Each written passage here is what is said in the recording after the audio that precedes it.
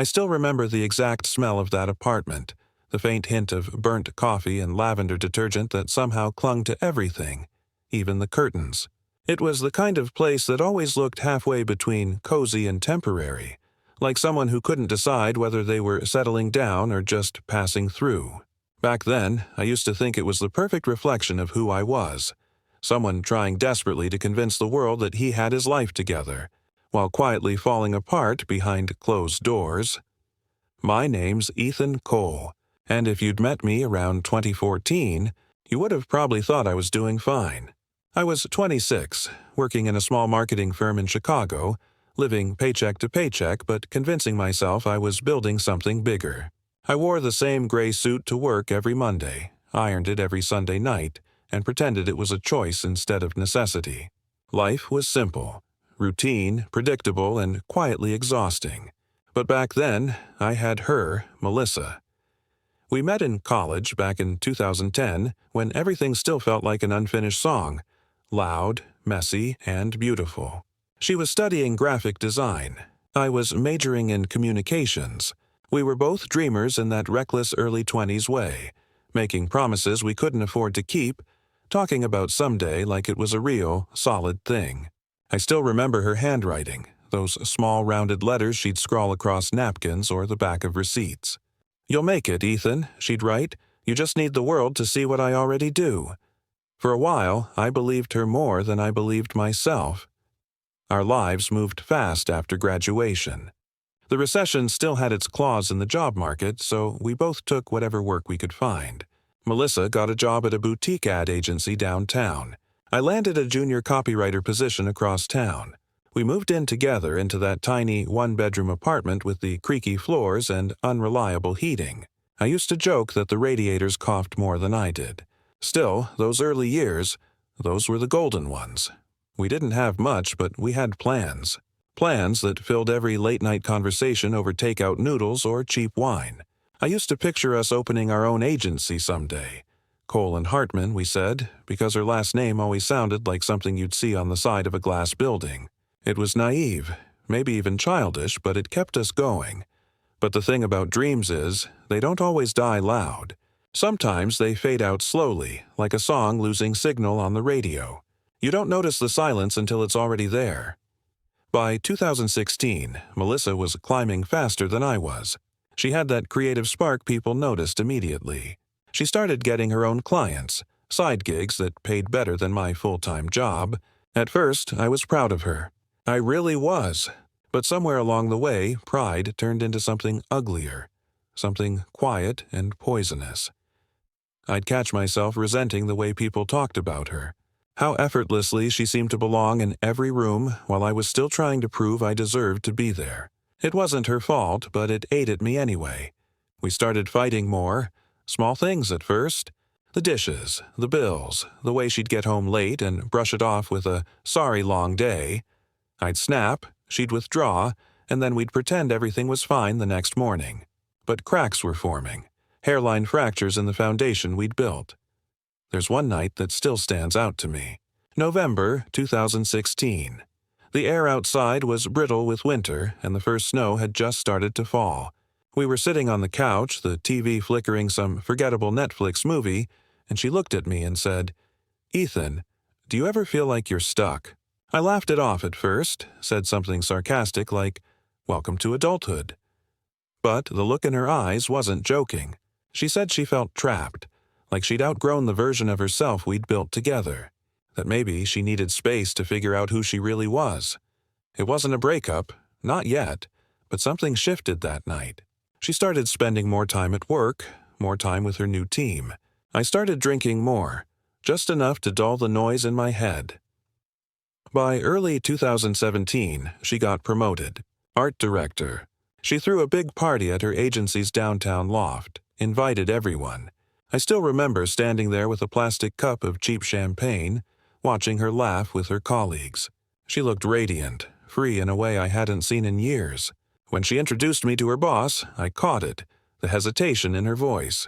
She called me Ethan instead of my boyfriend. Just Ethan. That's how it started. The quiet erasing. One word at a time. We drifted, slowly but undeniably. I tried to fix it. Bought flowers, cooked dinner, even booked a weekend trip to Michigan. But she seemed somewhere else entirely. Like her body was there, but her soul had already moved on. Then came April 3rd, 2017, the night that cracked everything open. I got home late from work, exhausted, carrying leftover files because my boss had dumped a last-minute presentation on me. Melissa wasn't home yet, but her laptop was open on the counter. I didn't mean to snoop. I swear I didn't. But her screen was glowing and my name was right there in an email subject line. It was from a coworker of hers, Ryan, a name I'd heard before. I clicked, and there it was. A thread of messages, weeks old, filled with inside jokes, flirtations, late-night confessions. My chest went cold when I saw the photos. Smiling selfies from hotel rooms I didn't recognize. Little captions like, "Wish you were here again." I don't remember dropping the laptop, but I do remember the sound it made when it hit the tile. I sat there for hours, staring at nothing, replaying every conversation we'd ever had, every late night at work, every team dinner. All of it suddenly felt like a movie I'd seen before but hadn't realized I was in. When she finally came home around midnight, smelling faintly of perfume that wasn't hers, I didn't confront her right away. I just asked how her day was. She said, "Busy, like always," and smiled.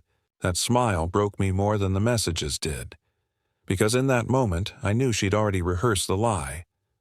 I didn't sleep that night. I didn't go to work the next morning. I just walked, through the streets, through the cold wind until my legs went numb. Chicago felt different that day, like the skyline itself was mocking me. Everything I'd built, every dream, every plan, suddenly felt worthless. But what hurt most wasn't losing her. It was realizing how much of myself I'd given away trying to be enough for someone who'd already decided I wasn't. I didn't tell anyone. Not my friends, not my parents. I buried it under work, under alcohol, under the constant hum of distraction. Melissa and I officially ended things 2 weeks later. She cried, said she was sorry, said she never meant to hurt me. I just nodded. There was nothing left to say. She moved out that weekend, and with her went the last trace of the life I thought I had. The apartment felt bigger, emptier. I boxed up her things, her books, her sketches. I even kept the plant she'd bought from the farmer's market, a small fig tree that never seemed to grow no matter how much light I gave it. For months, I lived like a ghost. Work, home, repeat. Every song on the radio reminded me of her. Every street corner felt like a bruise. But pain has this strange way of carving space inside you, and eventually something else begins to fill it. I didn't know it yet, but that emptiness, the hollow, aching kind that keeps you awake at night, was going to become the birthplace of everything. I was meant to become, because Melissa thought. She'd broken me forever, but what she really did was set the fire I needed to rebuild. The summer after Melissa left was the hardest one of my life. Chicago summers are usually loud and alive. Music spilling out of open windows, people laughing on balconies, the smell of grilled food in the air. But for me, that year, it felt like the city had turned its back. Everything was too bright, too busy, too full of life I couldn't touch. I used to wake up drenched in sweat from dreams where we were still together, her voice echoing in my head, saying my name like she used to when we were young and stupid and believed love could fix anything. I'd open my eyes and for a few seconds forget it all happened. Then reality would hit, sharp and clean, like stepping into cold water. I remember one morning in July 2017, sitting on the edge of the bed staring at the wall for nearly an hour. There was this silence that felt heavy, like the air itself didn't want to move. I kept thinking about all the little ways I'd tried to hold that relationship together, how much of myself I'd bent, reshaped, and shrunk just to fit into what she needed me to be. And now I wasn't even sure who that was anymore. I'd always believed that love was supposed to make you better, that it was this safe place, this shield against the chaos outside. But after Melissa, I started to think maybe love was more like a mirror. It doesn't protect you, it reflects you. And I didn't like what I was seeing. My work started slipping. Deadlines missed. half-hearted campaigns. My boss, Tom, a gruff guy with the patience of a lit match, pulled me into his office one day and said, "Ethan, you look like hell. Take some time off before you burn out completely." I think he meant it kindly, but it landed like another failure. So I did. I took a week off. No plan, no destination. Just packed a bag, got in my beat-up Honda Civic, and drove north. I ended up in a small lakeside town in Wisconsin, the kind with diners that still served coffee in thick ceramic mugs and old men who read the newspaper front to back. It wasn't much, but it was quiet. For the first time in months, I didn't feel like I was drowning. I spent my days walking along the lake, watching families fish or kids chase seagulls. At night, I'd sit on the dock, listening to the creak of the wood under me, the water lapping against the shore. It was there, in that stillness, that something inside me cracked open. I realized I'd spent so much of my life chasing approval. Melissa's, my boss's, my parents'. I'd built my identity around being needed, being useful, being someone's something. And now that I wasn't, I didn't know who I was. That thought terrified me more than the heartbreak ever did. When I came back to Chicago, nothing had really changed. But I had. I didn't know it yet, but that trip had planted a seed. A small, fragile sense of defiance. I started showing up to work early again. Stayed late. I poured myself into projects like a man possessed. But this time, it wasn't about proving something to Melissa. It was about proving something to myself. There was one campaign in particular, a rebranding project for a local brewery, that reignited something in me. I remember sitting at my desk late one night surrounded by empty coffee cups and sketches when the ideas started flowing again. Real, good ideas. It felt like the first breath after being underwater too long. The campaign was a hit. The client loved it, my boss noticed, and suddenly people were saying my name again. In meetings, in emails, in hallways. It was intoxicating. But success, when you're still broken inside, is a dangerous thing. Because even as I climbed, even as the praise started coming in, there was this shadow following me. Every time someone said, "You're really killing it lately," I'd think of her, Melissa, and wonder if she'd heard, if she cared. It sounds pathetic, I know, but I'd check her social media sometimes. She'd gone private, but her design firm still posted her projects. I saw her name in credits, her face at events. She looked happy. Effortlessly so, and it burned. Then one night in December 2017, I saw something that nearly sent me spiraling all over again. A post, her engagement announcement, her and Ryan, the same guy from those emails. I don't even remember how long I stared at that photo. Them standing under a string of lights, her hand on his chest, that same smile, the one that used to belong to me. I remember this sharp pain in my stomach, almost physical, like being punched from the inside.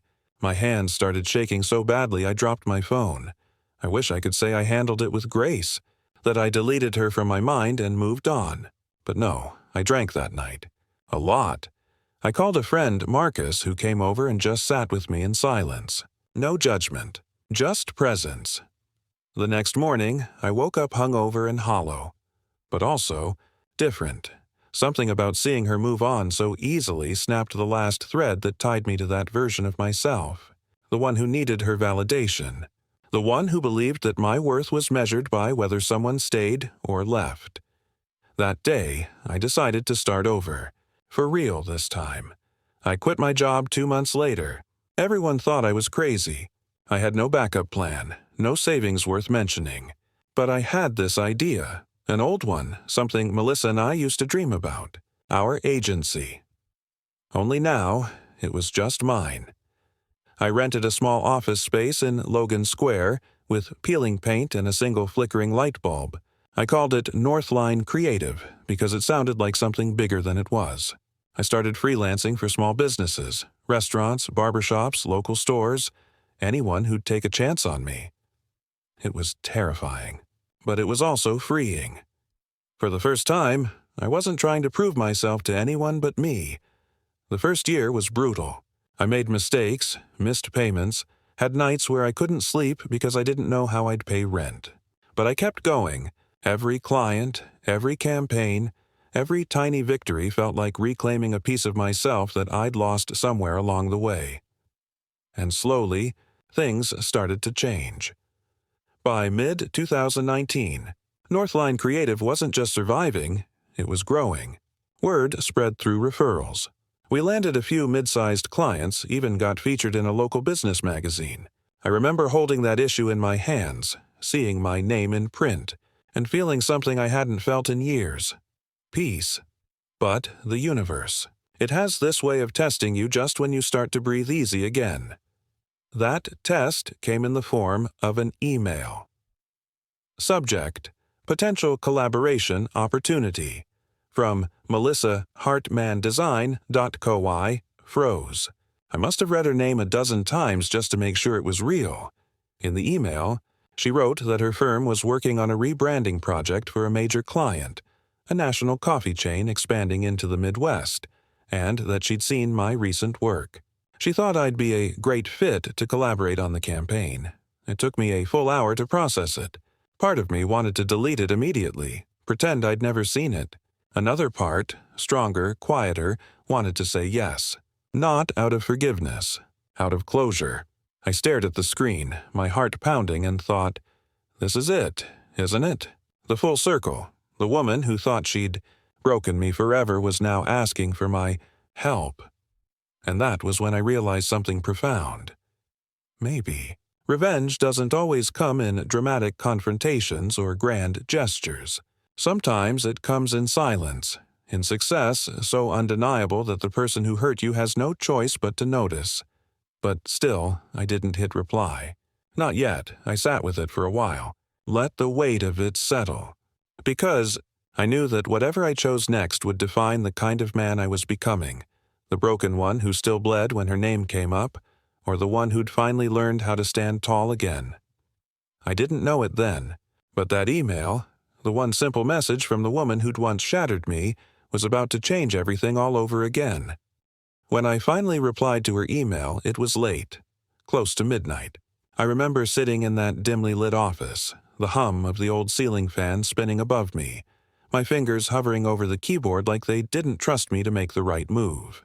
It had been nearly 2 years since I'd seen her name pop up anywhere near mine, and yet, there it was again, the woman who'd taught me how fragile trust could be. All I wrote back was, "Let's talk." 2 words. Cold, professional, deliberately detached. The next morning, I got her response within an hour. Too fast, almost like she'd been waiting. She said she was excited to reconnect, that she'd always believed in my work, and that she thought our collaboration could be mutually beneficial. That phrase, mutually beneficial, made my stomach twist. It sounded like something she'd say to a client, not someone she'd once shared a life with. But I guess that was the point. We weren't us anymore. We were 2 professionals with history buried somewhere between unfinished dreams and old heartbreak. We scheduled a meeting for the following week. The day of, I remember standing in front of the mirror longer than usual. I'd grown a beard since she last saw me, lost some weight, replaced my cheap button-downs with clothes that actually fit. My reflection didn't look like the version of me she'd broken. It looked like someone rebuilt from the ruins. Still, I could feel the nerves creeping up, that old familiar ache in my chest. I told myself this was just business, just one meeting. The office building she worked at was sleek and modern. Glass walls, open layouts, the kind of place that smelled faintly of coffee and expensive ambition. The receptionist offered me water, but I couldn't bring myself to drink it. My hands were already trembling. Then she walked in. Melissa looked almost exactly the same. Same chestnut hair, same soft confidence, but something about her was different. Maybe it was the way her smile didn't quite reach her eyes, or the faint exhaustion hidden beneath her polished surface. She extended her hand, and for a split second, I almost didn't take it. Her touch was cool, distant, the kind of handshake you give to a stranger. We sat across from each other in the conference room, talking about the project, the deliverables, the timelines. Everything was normal, professional, sterile. But underneath every word, there was tension, unspoken, heavy, alive. Every so often our eyes would meet and dart away again, as if we both knew there was an entire history sitting between us that neither of us dared to unpack. I found out she was still with Ryan. Married now, in fact. She mentioned it casually, like a line item in a presentation. "My husband's been busy with a new startup," she said, flipping through her notes. I nodded, pretending it didn't sting, but there was something off about the way she said it. Too rehearsed, too controlled, like someone trying to convince herself of something. The meeting ended after an hour. She thanked me, said she'd be in touch. But as I walked out of that building, I felt a strange mix of emotions. Anger, pride, pity, and something else I couldn't name. It wasn't closure, not exactly. It was something colder. Over the next few weeks, we exchanged emails, worked on mock-ups, and attended client calls. Every interaction was clipped, polite, efficient. But I could sense the cracks in her facade growing. She'd make little comments, things like, "You're really doing well for yourself," or, "I always knew you'd make it." I'd just smile, offer a non-committal "thanks," and move on. It was almost funny, in a cruel way. The woman who once made me feel small was now looking at me like I was someone she didn't know how to approach. Like I'd become a stranger who somehow mattered again. Then, during one of our in-person review meetings, she let her guard down, just a little. We were sitting in a cafe downtown, reviewing the final pitch deck, when she started talking about how different her life was now. Her words spilled out faster than she probably intended. She said the marriage wasn't easy, that she missed the creative chaos of her early career, that Ryan had turned into someone she barely recognized. I just listened, nodding occasionally. Inside, though, I felt something shift. For the first time since the night I discovered those emails, I didn't feel pain when I thought of her. I didn't feel rage or heartbreak. I felt distance, like she was a character from a story I'd outgrown. That realization hit me harder than I expected, because for so long, Melissa had been the center of my narrative, the villain, the heartbreak, the ghost that haunted every decision. And now, sitting across from her, I realized she wasn't any of those things anymore. She was just a person, flawed, scared, human, and me. I wasn't her victim anymore. That meeting was the last time I saw her in person. The campaign wrapped up successfully, our names both printed on the final credits, and after the client's official launch party, we drifted apart again. No goodbye. No closure speech. Just silence. A few months later, word started circulating that Hartman Design, the firm she worked for, was struggling. Clients were pulling out, projects delayed, rumors about internal conflicts. I didn't pay much attention until one afternoon, I got a message from an old acquaintance who said, "Hey, didn't you used to date Melissa Hartman? Her company's shutting down." It was surreal. I looked it up, and sure enough, it was true. The announcement was vague, something about restructuring and strategic dissolution. But I could read between the lines. They were drowning. That night, I poured myself a drink, not to celebrate, but to think, because the irony wasn't lost on me. When she left me, I thought it was the end of my story. I thought I'd spend the rest of my life trying to climb out of that hole she'd thrown me into. But now, years later, the roles had quietly reversed. She was the one watching her world collapse, and I was standing where she once stood, on the edge of something new, something powerful. But here's the thing about success. It doesn't heal you the way you think it will. Sure, the recognition, the clients, the growing bank balance, they felt good. But late at night, when the office lights dimmed and the city quieted, I'd still feel that familiar emptiness creep in. That quiet ache that whispered, "You did it. But now what?" I started thinking about all the years I'd wasted hating her, about how much of my life had been defined by pain that didn't even belong to me anymore. And for the first time, I wondered what forgiveness really looked like. Not the kind you give someone else, but the kind you give yourself when you finally stop carrying a wound like a badge of honor. A few weeks later, I got an unexpected package in the mail. No return address. Inside was a small envelope and a single sheet of paper. It was a handwritten note. "Ethan, I saw your interview in the Tribune. Congratulations on Northline's expansion. You were always meant for more. I'm sorry for everything. Truly." I stared at that note for a long time. Her handwriting hadn't changed. Still neat, still rounded, still soft in a way that made me angry and nostalgic all at once. I folded it up, slipped it back into the envelope, and put it in the bottom drawer of my desk. I didn't reply. That was the day I realized that revenge, real revenge, isn't about making someone pay. It's about becoming someone they can never hurt again. And in that moment, I wasn't just free from her. I was free from the version of myself she'd left behind. But life, as it tends to do, wasn't done testing me yet. Because just when I thought I'd found peace, something unexpected happened. Something that would force me to confront everything I thought I'd buried for good. It's strange how life has a way of circling back when you least expect it. I thought my chapter with Melissa was done. Closed. Sealed off in some emotional attic where old memories go to collect dust. But the universe, I've learned, doesn't care about your sense of closure. It cares about lessons. And sometimes those lessons come wrapped in irony so sharp it makes you laugh before it makes you ache. It was early 2020. The world was tilting into chaos, though none of us fully understood just how much yet. The pandemic was starting to whisper its way across the headlines, but at that point it still felt distant, like something happening to other people in other places. Northline Creative had just landed its biggest client to date, a fast-growing tech startup that wanted a full-scale rebrand before their Series B funding round. It was the kind of deal that could double our revenue and finally put us on the map. I was exhausted, but exhilarated. I had a small team now, 6 people who believed in what we were building. For the first time in years, I felt proud not just of the success, but of the process.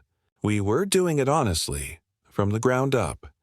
Then, during one of our early meetings with the client, the CEO mentioned they'd be bringing in an external consultant to oversee the visual identity work. Someone with experience in brand transitions, he said, flipping through his notes. You might know her, Melissa Hartman. I felt my chest tighten. It was like a name pulled from a ghost story, something you thought you'd buried long ago. I kept my expression neutral, professional. Inside, though, I was a storm. The next week, we were all on a Zoom call, because by then, offices were closing, and everyone was adjusting to this new, remote reality. Her face popped up on my screen, smaller than life, but still unsettlingly familiar. She greeted everyone cheerfully, introduced herself, and when it came time for me to speak, I noticed her blink. Just once. Quick and involuntary, like she'd seen a reflection she didn't expect. I gave my introduction as if nothing had happened, but the tension was palpable. Even through pixels and bandwidth, I could feel it. The unspoken history, the quiet recognition. Over the next few weeks, we worked closely again, though not directly. She was handling the client-side visuals. I was leading the messaging and brand tone. Our emails were polite, efficient, and slightly colder than professional courtesy required. But I noticed little things. She'd take longer to reply to my messages than to anyone else's. And sometimes she'd overcompliment my ideas in meetings, as if trying too hard to sound unaffected. Then one evening, after a long day of client revisions, I got an unexpected message from her. Subject, quick question, off record. She asked if we could talk, just us. Said she wanted my advice on something unrelated to the project. Against my better judgment, I said yes. We spoke later that night after hours. Her tone was different this time. Stripped of the polished professionalism, quieter, more human. She told me things weren't great, that her marriage was falling apart, that Ryan had left her for someone else, that she was struggling to find steady work since her old agency went under. I sat there, staring at my laptop screen, her voice crackling through my headphones, and all I could think was, this was the woman who once told me she'd outgrown me. The same woman who walked away like I was some unfinished chapter. And now she was sitting in her apartment asking me how I kept it together. Part of me wanted to be cruel, to remind her of what she'd done, to let her taste the bitterness I'd lived with for years. But another part of me, the part that had clawed its way through hell and come out stronger, didn't need to. I told her the truth, that I'd fallen apart too, that success hadn't been a straight line, and that I'd only found peace when I stopped trying to get even. She went quiet for a long time. Then she said softly, I'm proud of you, Ethan." That sentence hit harder than I expected, not because I needed her validation, but because it finally didn't mean anything. After that call, I closed my laptop, leaned back in my chair, and laughed. Not out of joy, not out of spite, but out of sheer disbelief at how life had flipped the script.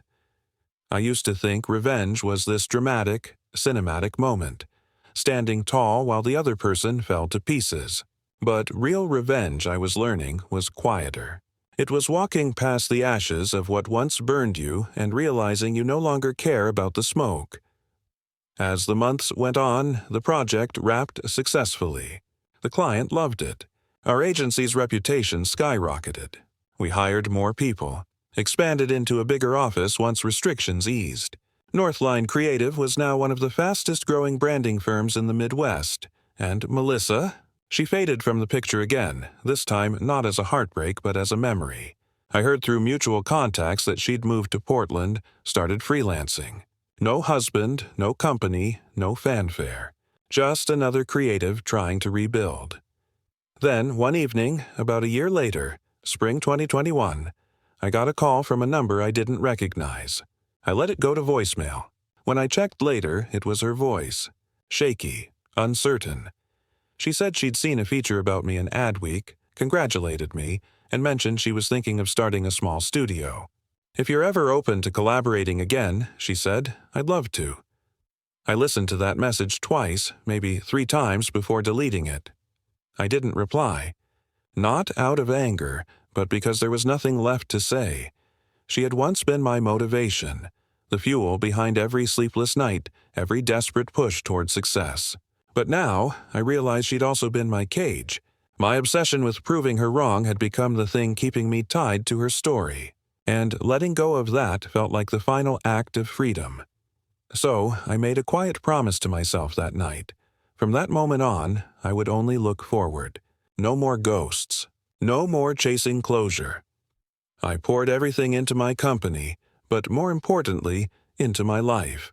I started traveling when work allowed. Seattle, New York, London. Met new people, built new memories. I even started painting again, something I hadn't done since college. It was like rediscovering parts of myself I'd abandoned when I was trying to be someone else's version of enough. But just when it felt like I'd finally left the past behind, something unexpected happened. Again. A young designer joined our firm. Bright-eyed, endlessly curious, always full of ideas. Her name was Lena, and she reminded me so much of who Melissa used to be before everything went wrong, before ambition twisted into comparison, before love turned into a power struggle. At first, I kept my distance. I didn't want to blur lines or repeat mistakes. But Lena had this way of seeing through walls. She once told me, "You work like you're running from something." And that sentence stopped me cold. Because she was right. I realized I'd spent years chasing success as if it were an exorcism, as if achievement could scrub away the memory of pain. But healing doesn't happen in milestones. It happens in moments. Quiet ones. Like when you laugh without checking if someone's watching, or when you finally stop measuring your worth by what you've survived. Lena and I grew close over time.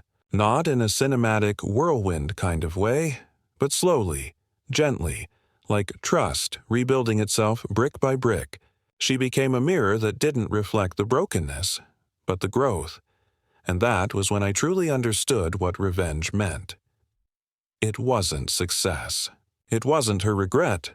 It wasn't even the satisfaction of being the one who won. It was peace. It was waking up every morning, looking in the mirror and not seeing the version of myself she'd shattered, but the man who'd rebuilt himself, stronger and softer all at once. I didn't need her to know I'd made it. The life I'd built spoke louder than any words ever could, but fate, again, wasn't done with its little games. Because that fall, an unexpected event would bring her name back into my life one last time. And this time, the ending would be different. Not fueled by pain or ego, but something much deeper. Something I never saw coming. It was late October 2022, a chilly evening with wind whipping through Chicago's loop streets, when the unexpected happened. I was attending a local business awards gala with Northline Creative's team. The kind of event you go to half out of networking necessity and half out of curiosity to see who's thriving in your city. I wasn't expecting anything unusual, just champagne, handshakes, and a little bit of self-congratulation. And then, of all people, I saw her, Melissa. She was across the room, leaning against the bar, dressed impeccably in a black dress that hugged her frame perfectly. Her hair was longer now, pulled into a loose braid, and for a second, I had that old, familiar ache in my chest, the one that had haunted me for years. But this time, it was different. I didn't feel hurt. I didn't feel rage. I felt clarity. She spotted me, too, and for the first time in years, I noticed her hesitation, the pause in her step, the way her smile faltered just slightly. It wasn't a smile of malice or mischief. It was recognition. I watched her for a moment, letting the past settle like dust in sunlight. Then I turned back to my team, congratulated them, shared a few laughs, and walked away. No confrontation, no dramatic reveal. Nothing cinematic. Later that evening, I stepped onto the balcony to get some fresh air.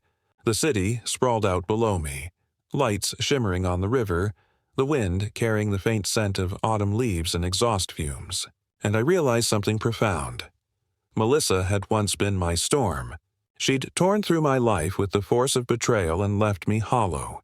I had spent years rebuilding, carrying both pain and ambition like firewood to keep myself warm. But now, standing there, watching the skyline glow, I understood that the storm had also been a gift. It had forced me to find myself, to discover what mattered, to create a life that didn't hinge on anyone else's approval. I didn't know if she recognized it, if she saw the man I'd become. And honestly, I didn't care. The sweetest revenge isn't in rubbing success in someone's face. It's in living so fully, so unapologetically that the world itself feels like the reward. Over the next year, Northline Creative flourished in ways I hadn't dared to imagine. We expanded nationally, brought in new clients, and launched a mentorship program for young creatives who reminded me of myself. Ambitious, restless, often overlooked. I found joy in building something that lasted, something that mattered, beyond money or recognition. And Lena, she became more than just a colleague. She became a companion in the truest sense, someone who saw me. Not the heartbreak, not the ego, but the man I had fought to become. With her, I laughed freely, dreamed without restraint, and felt something I hadn't thought possible. Serenity. Meanwhile, Melissa continued on her path. I heard from mutual contacts that she had tried to rebuild her studio, but it didn't flourish as she'd hoped. Ryan was out of the picture, her clients came and went, and though she posted achievements occasionally on social media, the polish felt forced, the joy faint. I didn't revel in it. I didn't need to, because success, as I learned, is personal. Satisfaction doesn't require anyone else's downfall, and pain doesn't hold power over you once you choose to rise above it. One evening, as I closed the office for the night, I paused at the window, looking down at the city streets shimmering under streetlights. I thought about every sleepless night, every moment of self-doubt, every ounce of heartbreak. And I smiled, not because I had won, but because I had survived, transformed, and finally been free. Melissa had thought she could break me forever, and in her absence, in the space between betrayal and triumph, I became the architect of my own life. The irony was beautiful. The sweetest revenge wasn't revenge at all. It was living fully, creating fearlessly, and loving wisely. It was a life that no one could touch, a life I had earned. And as the wind brushed against my face that night, carrying the distant sounds of the city, the laughter, the music, the endless hum of life, I realized that I was finally, completely, unshakably whole. Melissa had been a chapter, yes, but I had written the rest of the book myself, and it was better than anything I could have imagined. The end.